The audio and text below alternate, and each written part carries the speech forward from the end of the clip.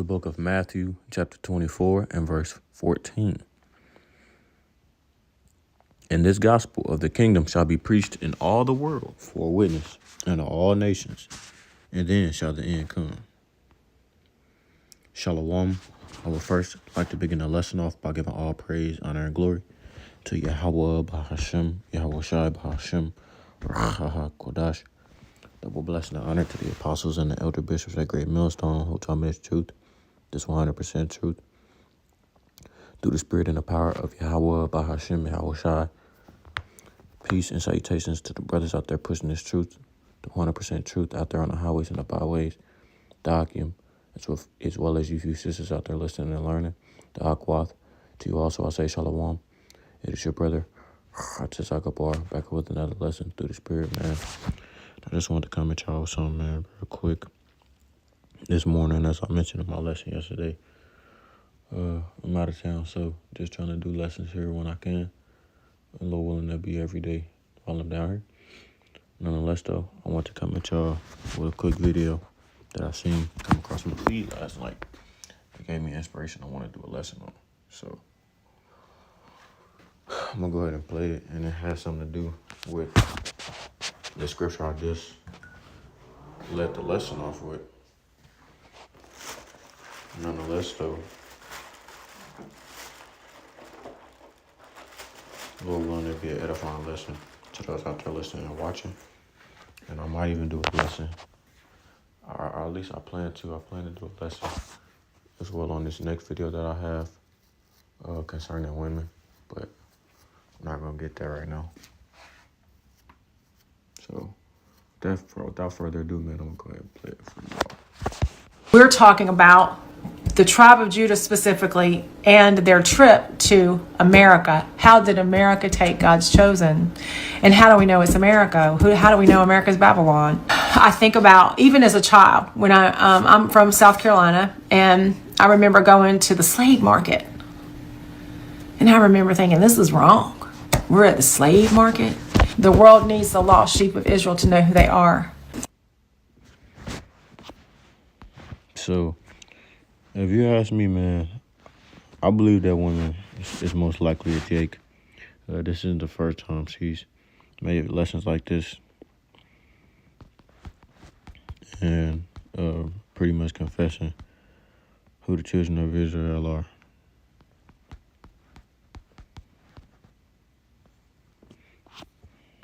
Let me play that one. Sheep of Israel to know who they are. We're talking about the tribe of Judah specifically and their trip to America. How did America take God's chosen? And how do we know it's America? How do we know America's Babylon? I think about, even as a child, when I'm from South Carolina, and I remember going to the slave market. And I remember thinking, this is wrong. We're at the slave market. The world needs the lost sheep of Israel to know who they are. We're talking. Yeah, man, it's not very often you have someone that's Edomite in appearance who's going to say something out their mouth like that, or even admit it. It says, Matthew 10:6, but go rather to the lost sheep of the house of Israel, right? And through research, we've seen and know that those slave ships, man, were controlled by Ish people. So how could they be the true people if they were the ones who were selling us into slavery, man? Right? We've been over the curses and things of that nature. Deuteronomy, the 28th chapter. So at this point in time, it shouldn't be any wondering as to who the Lord's chosen people are. The ones who have been oppressed for generation to generation, and who have been under the curses for generation to generation.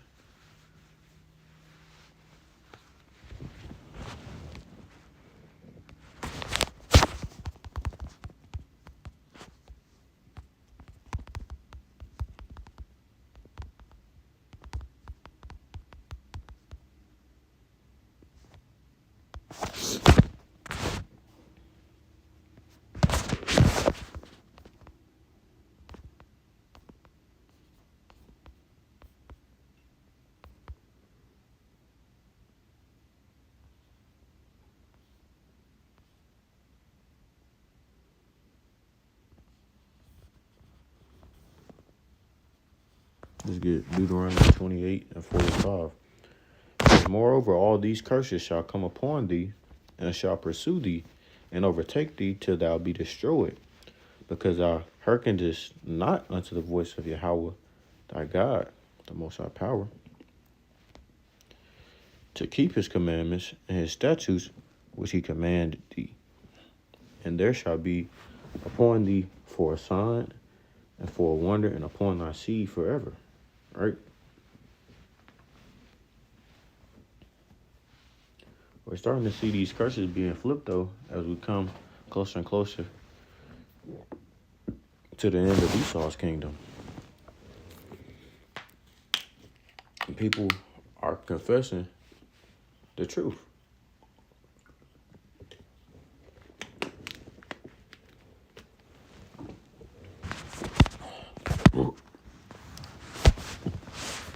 Like it says, many shall run to and fro, and knowledge shall be increased. Roughly paraphrasing, Salaki. It says, because thou servest not Yahweh, the Most High Power, with joyfulness and with gladness of heart, for the abundance of all things, therefore shalt thou serve thine enemies, right? Which Yahweh shall send against thee in hunger and in thirst and in nakedness and in want of all things. And he shall put a yoke of iron upon thy neck until he have destroyed thee, right? So if you look at the history between our patriarch Jacob and his twin brother Esau, they've been warring with each other since the womb, right? Which Esau, Edom, will be our enemy.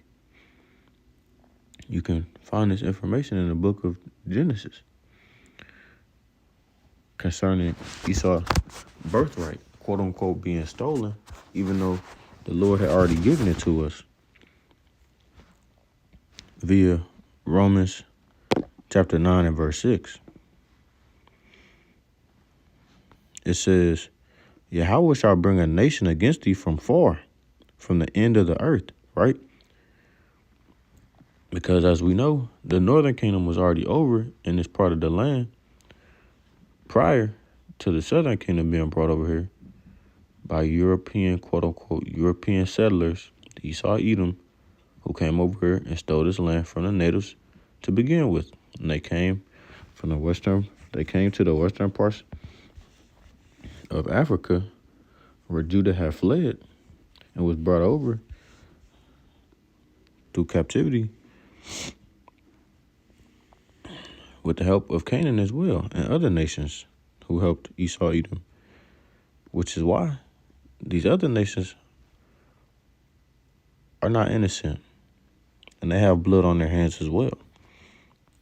It says, Yahweh shall bring a nation against thee from the end of the earth, as swift as the eagle flieth, right? And that's even symbolism, Babylon the Great. A nation whose tongue thou shalt not understand. A nation of fierce countenance which shall not regard the person of the old, nor shew favor to the young, right? They had their foot on their necks. They had their foot on our necks, man. Complete and utter captivity that we're in to this day.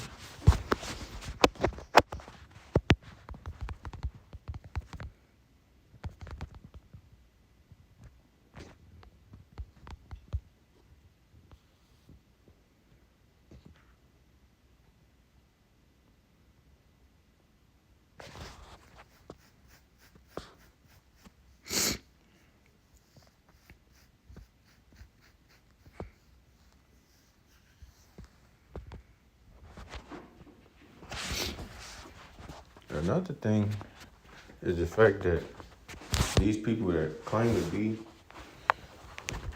the chosen children of the Lord, they don't even fit the scriptures.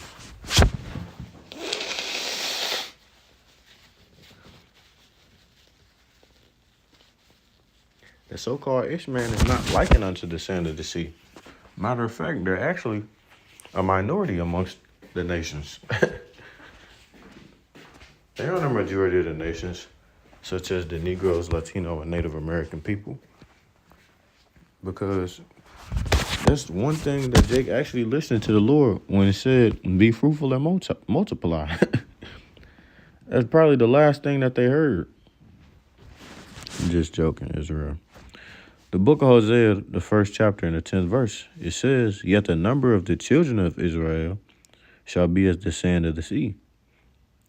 Right? Because that was a promise that the Lord made to one of our patriarchs, Abraham, saying that he would become a father of multitude, which is why his name was changed from Abram to Abraham. It's pretty much saying that he's going to have lots of children in generations and generations. And he's going to multiply his seed. It says, yet the number of the children of Israel shall be as the sand of the sea, which cannot be measured nor numbered. Right? And on top of that, we were spread across the 4 quarters of the earth. So we've been spread amongst the nations. As it says, my people are a speckled bird. Right? So it's hard to even tell who some of the Israelites are, because there are Israelites that are among the foreigners that may look like the foreigners. But there are also foreigners that are amongst the Israelites that may look like the Israelites, which is like the brothers say, which is why angels are going to have to come down and sift out the wheat from the tares. It says, yet the number of the children of Israel shall be as the sand of the sea, which cannot be measured nor numbered. And it shall come to pass that in the place where it was said unto them, ye are not my people, there shall it be said unto them, ye are the sons of the living God. Right? So we've been saying these things to you all. Our elder apostles have been saying these things for years, on top of years, on top of years.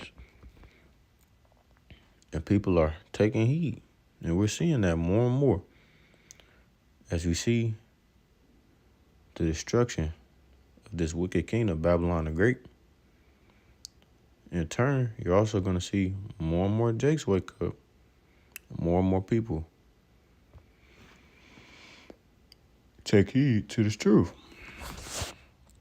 It says, then shall the children of Judah and the children of Israel be gathered together, right?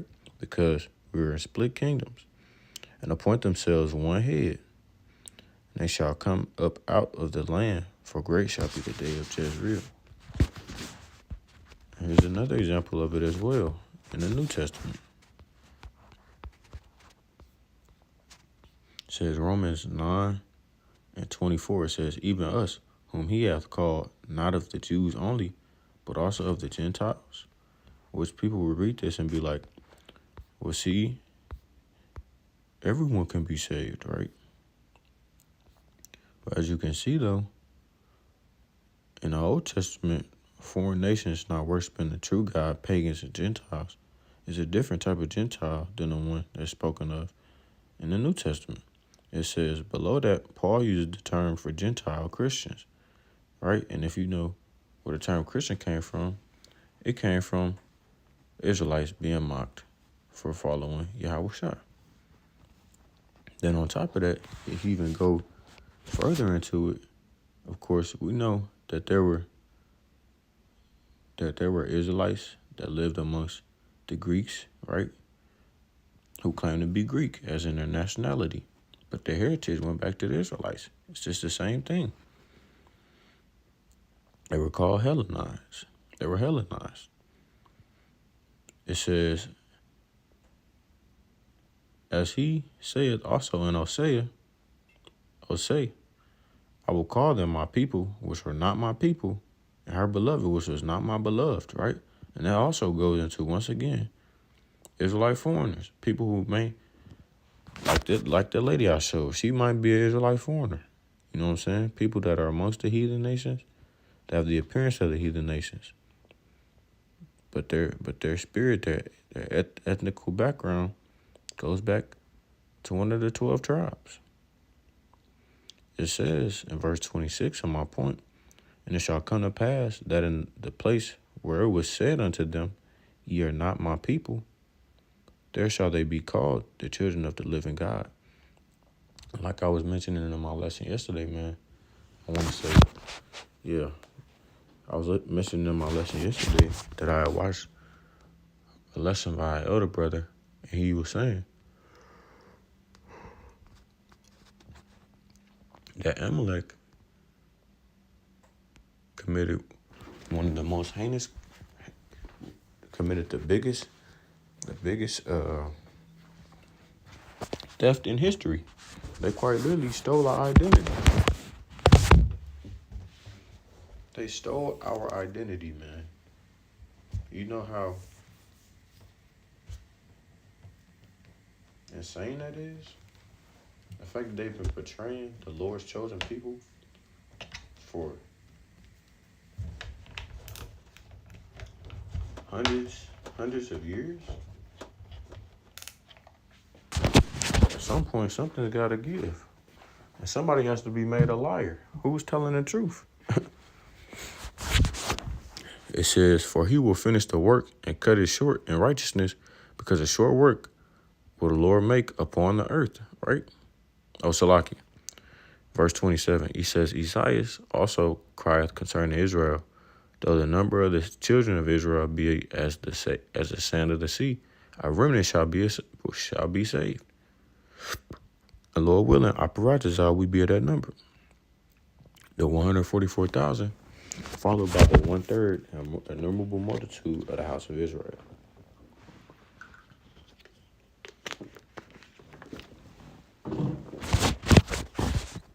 And it says, for he will finish the work and cut it short in righteousness, because a short work will the Lord make upon the earth.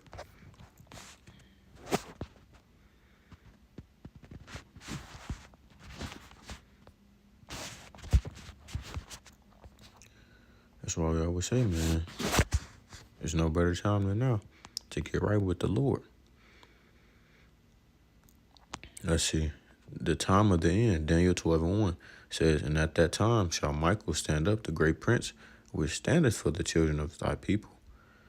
And there shall be a time of trouble, such as never was, since there was a nation, even to that same time. And at that time thy people shall be delivered, every one that shall be found written in the book.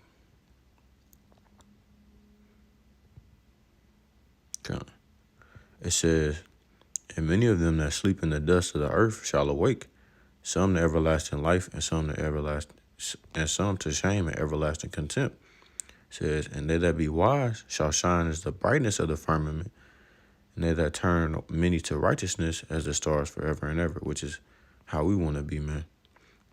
Here's my point. It says, but thou, O Daniel, shut up the words and seal the book even to the time of the end, right? As if you all know, this is the only captivity where the Lord's people didn't know who they were. We had lost our identities. We had no recollection that we were the Israelites.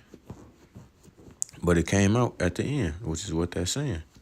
But thou, O Daniel, shut up the words and seal the book even to the time of the end. Many shall run to and fro, and knowledge shall be increased. Right? So the increasement of knowledge, learning our true heritage, who we were, the Israelites, the Lord's chosen children. Israel is a stiff-necked people, man. They decide not to listen and hear or hearken to the words of the prophets brought to them through the Heavenly Father. I'm going to get this and then close it off. The book of Baruch, the 2nd chapter, and the 30th verse. We can go up. Verse 28, it says, as thou spakest by the servant Moses in the day when thou didst command him to write thy law before the children of Israel, saying, if you will not hear my voice, surely this very great multitude shall be turned into a small number among the nations, where I will scatter them. It says, for I knew that they would not hear me, because it is a stiff-necked people, but in the land of their captivities they shall remember themselves, right? Which we are still in captivity. We are indeed remembering ourselves. It says, and shall know that I am the Lord their God, for I give them a heart and ears to hear, And they shall praise me in the land of their captivity, and think upon my name, Yahweh Yahushua, and return from their stiff neck and from their wicked deeds. For they shall remember the way of their fathers which sinned before the Lord. And I will bring them again into the land which I promised with an oath unto their fathers, Abraham, Isaac, and Jacob. For they shall be lords of it, and I will increase them, and they shall not be diminished. And I will make an everlasting covenant with them to be their God, and they shall be my people. And I will no more drive my people of Israel out of the land that I have given them. Right? So slowly but surely, we're coming upon that time period where righteousness is going to be established upon the earth. And we can't wait. Lord willing, we're able to dwell and serve the Lord with joyfulness. So with that being said, Lord willing, the lesson was edifying to those out there listening and watching. I'm going to close it off there. Call Allah, Yahweh, Bahashem, Yahweh Shai, Bahashem, Rakakadash. Double blessing and honor to the apostles and the elder bishops at Great Millstone who taught me this truth through the spirit and the power of Yahweh, Bahashem, Yahweh Shai. And until next time, I say Shalom, Israel, Shalom. And as always, we're one day close to the kingdom, man. Keep pushing, keep pushing, keep pushing. Shalom, Israel.